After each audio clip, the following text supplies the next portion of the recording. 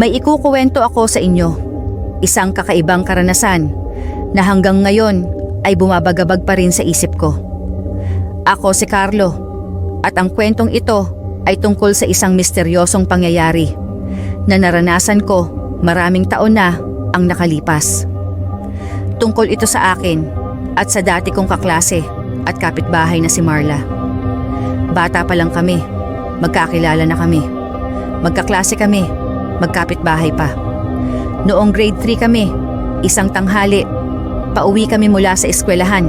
Ako, si Marla, at dalawa pa naming kaklase na kapitbahay din namin. Nag-aaral kami noon sa pampublikong paaralan.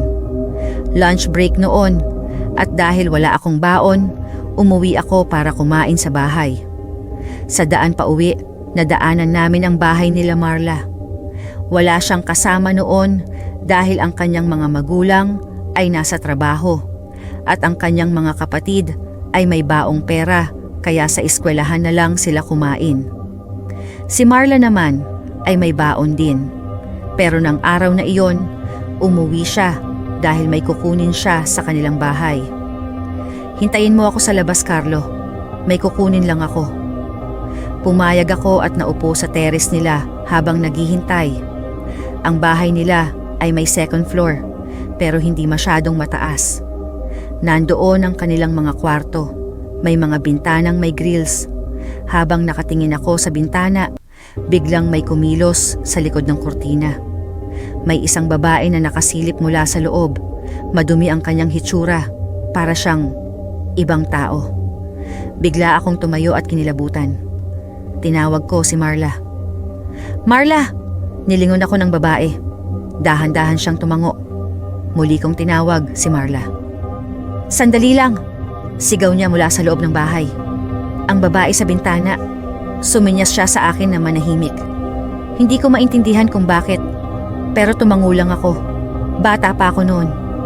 Wala akong alam. Tapos, kinausap niya ako. Ako si Marla.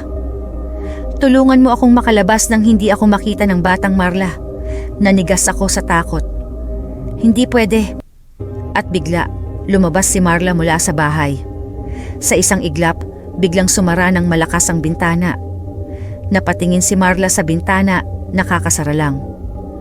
Carlo, ano yon? Sinabi ko sa kanya ang nakita ko, pero hindi siya naniwala. Nanghingi kami ng tulong sa isang kapitbahay para tingnan kung may tao sa loob ng bahay nila, pero wala silang nakita. Nagpapatawa ka lang, Carlo, sabi niya. Pero hanggang ngayon, alam kong totoo ang nakita at narinig ko. Dumating ang 2018. Matagal na kaming hindi nagkita ni Marla. Nawalan na kami ng komunikasyon mula noong lumipat kami ng bahay noong high school ako.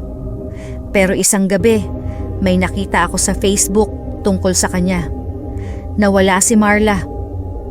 Ayon sa aming mutual friend, sinamahan daw ni Marla ang isang lalaking Amerikano na nakilala niya sa Facebook.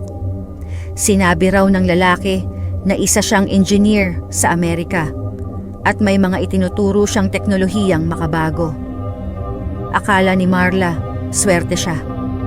Pero isang buwan matapos siyang pumayag, bigla siyang nawala. Hindi na siya makontak. Wala nang balita tungkol sa kanya. At nang i-check ko ang kanyang mga lumang larawan, nanlamig ako. Parehong-pareho siya sa babaeng nakita ko noon sa bahay nila. Magkapareho ang itsura, magkapareho ang buhok, pula. Siya nga ba talaga yon? O may iba pang koneksyon ang lalaking sinamahan niya sa kanyang pagkawala? 6 na taon na ang lumipas, pero wala pa ring sagot. Sino talaga ang Marla na nakita ko noon?